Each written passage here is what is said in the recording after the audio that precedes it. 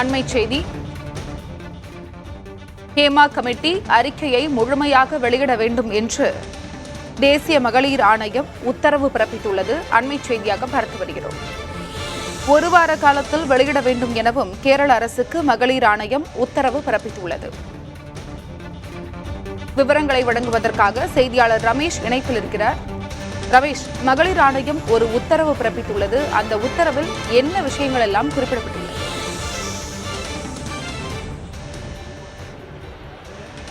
கேரளாவில் பல்வேறு திருப்பங்கள் நடைபெற்று வருகின்றன. ஒன்று, கேரள மாநிலத்தில் கம்யூனிஸ்ட் கட்சி ஆட்சியில் இருக்கிறது. அந்த ஆட்சியில் இருக்கக்கூடிய கட்சியில் இருக்கக்கூடிய எம்எல்ஏவான முகேஷ் முக்கியமான ஒரு குற்றம் சாட்டப்படக்கூடிய நபராக இருக்கிறார். அவருக்கு 5 நாள் எர்ணாகுளம் முதன்மை நீதிமன்றம் கைது செய்வதிலிருந்து விலக்கு கொடுத்திருக்கிறது.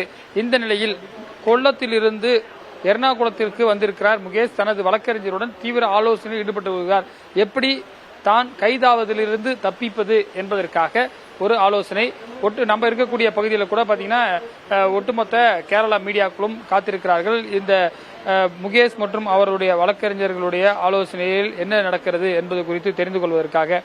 மற்றொரு புறம் தேசிய மகளிர் ஆணையம் இந்த விவகாரத்தில் தலையிட்டு ஹேமா கமிட்டியுடைய முழுமையான விவரங்களை வெளியிட வேண்டும் என்று சொன்னால் அதில் ஒரு சில பக்கங்கள் மட்டும்தான் வெளியாகி இருக்கின்றன. அதற்கே இங்கு அதிர்வலைகள் அதிக அளவில் இருக்கின்றன. எனவே ஒட்டுமொத்தமாக ஒரு வாரத்திற்குள் வெளியிட வேண்டும் என்று ஒரு பக்கம் அது போன்ற விஷயங்கள். மற்றொன்று, முகேஷுக்கு மற்றொரு தலைவலி. எப்படி என்று சொன்னால், இங்கு காங்கிரஸ் கட்சியும் கம்யூனிஸ்ட் கட்சியும் எதிரும் புதிருமாக இருக்கிறார்கள். காங்கிரஸ் கட்சியைச் சேர்ந்த ஒரு மூத்த தலைவர் ஒரு வழக்கு தொடர்ந்திருக்கிறார். எப்படி என்று சொன்னால், இந்த முகேஷுடைய வழக்கை விசாரிக்கக்கூடிய நீதிபதி ஏற்கனவே சிபிஎம் கட்சியோடு தொடர்பில் இருக்கக்கூடியவர். அவர் இந்த வழக்கை விசாரித்தால் முகேஷுக்கு ஆதரவாக செயல்படுவார். எனவே அந்த நீதிபதியை இந்த வழக்கிலிருந்து தள்ளி வைக்க வேண்டும் என்று ஒரு பெட்டிஷனை காங்கிரஸ் கட்சி போட்டிருக்கிறது.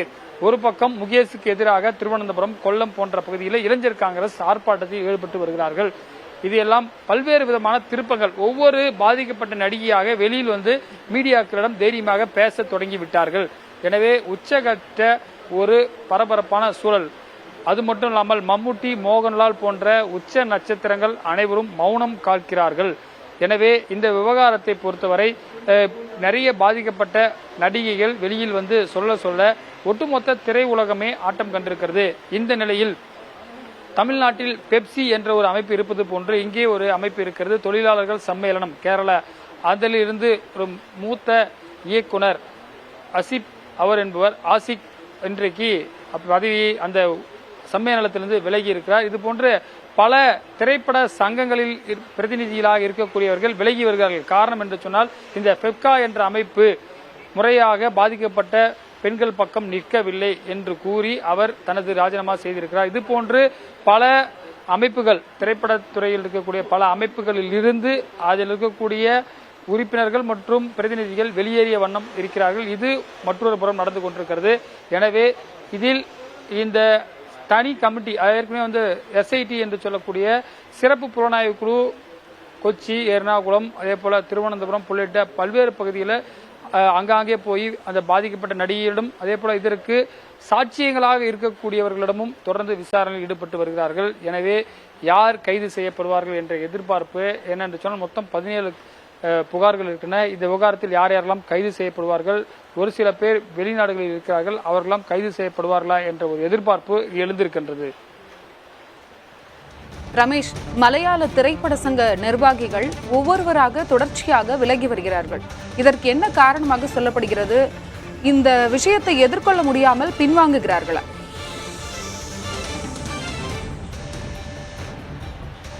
அருணா, நேற்றைக்கு நம்ம ஒரு பாதிக்கப்பட்ட நடிகையிடம் கேட்கும்போது, இந்த மலையாள திரைப்பட சங்கம் ஒரு மாஃபியா கும்பல் போல் செயல்படுகிறது.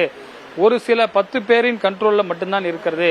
யாராவது பாதிக்கப்பட்டவர்கள் அங்கே போய் புகார் சொன்னால் உடனே யார் சம்பந்தப்பட்டவர்களோ அவர்களுக்கு ஆதரவாக செயல்படுகிறார்கள். பாதிக்கப்பட்ட நடிகை பக்கம் ஒருவர் கூட நிற்கவில்லை என்பதுதான் இந்த அமைப்பில் இருக்கக்கூடிய மற்ற உறுப்பினர்கள் சொல்கிறார்கள். அதனால்தான் அந்த அமைப்பு, அம்மா என்று சொல்லக்கூடிய அந்த அசோசியேஷன் ஒட்டுமொத்தமாக கலைக்கப்பட்டிருக்கிறது.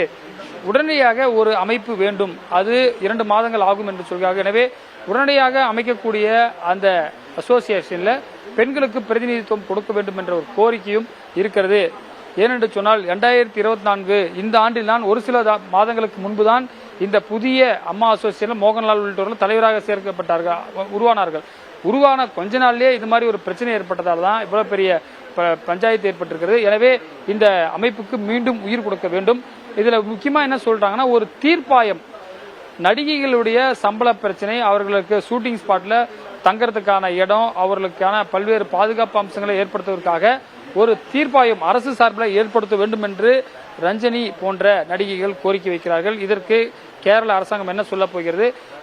அது மட்டும் இல்லாமல் இந்த இருக்கக்கூடிய முக்கிய நடிகர், அவர் பாரதிய ஜனதா கட்சியை சேர்ந்த சுரேஷ் கோபி, அவரும் நடிக்கிறார், அவரும் மத்திய அமைச்சராக இருக்கிறார். அவருக்கும் சில கோரிக்கைகள் வைத்த வண்ணம் இங்க இருக்கக்கூடிய நடிகர்கள் வைத்து வருகிறார்கள். அருணா, நிச்சயமாக ரமேஷ், திரைப்பட துறையில் மட்டும் இது போன்று நடக்கவில்லை, பல துறைகளில் இது போன்று நடந்து கொண்டுதான் இருக்கிறது.